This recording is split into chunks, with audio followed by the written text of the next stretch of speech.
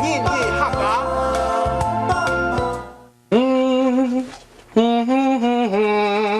喂，昌明啊，你还真有闲情逸致啊，还一边冲啊，是一边冲狗哦。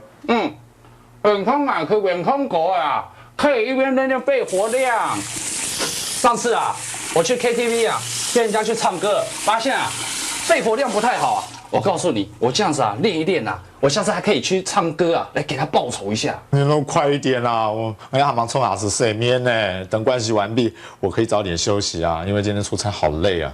那还好，今天晚上可以睡你这里一个晚上。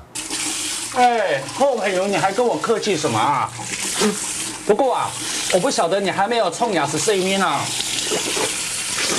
所以想说慢慢来就好了。哎，你再等我一下，马上好啊。好吧。哎，昌明啊，海谁啊？我那个盥洗用具好像忘了带，你这边有没有备份可以借我？哎，有，我这里刚好有一些啊。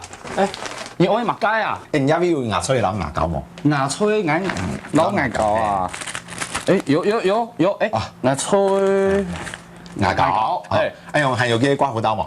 刮胡刀是你不是刮很干净了吗？因为我这刮的还不够干净，明天要去见一个很重要的客户，不刮干净不行啊。哦，这么重要啊！哎，有啦，但是哦，这个不是电动的哦。没有关系，有就好。告诉你妈该刮胡刀，有就好了啦。给你 OS 你丢的哦，这种比较危险哦，你不要到处刮一刮受伤啦。还会生意？哎用还有素帕冇？哪会洗面呢？毛巾啊，毛巾，哎有。上次我去超级市场买了一包，里面有5条，我只用了1条，现在还有4条呢。哎，沈梦啊，因为人家不啊，应有尽有啊哈，所以啊，我不用到24小时便利商店去买东西啊。哎呦，不是排谁啦，好朋友说这个干什么？我爸爸3不时就到台北，都住在我这里，所以我都会买一些备用的盥洗用具。哎，顺便问你哈，你常会给到点么红虫啊？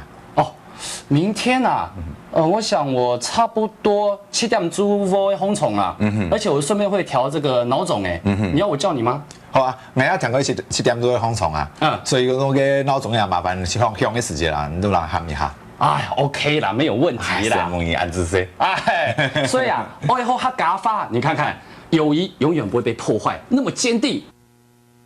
冲狗诶，冲狗诶。冲牙齿洗面，冲牙齿洗面，爱抹街，爱抹街，牙粗的，牙粗的，香肠，香肠。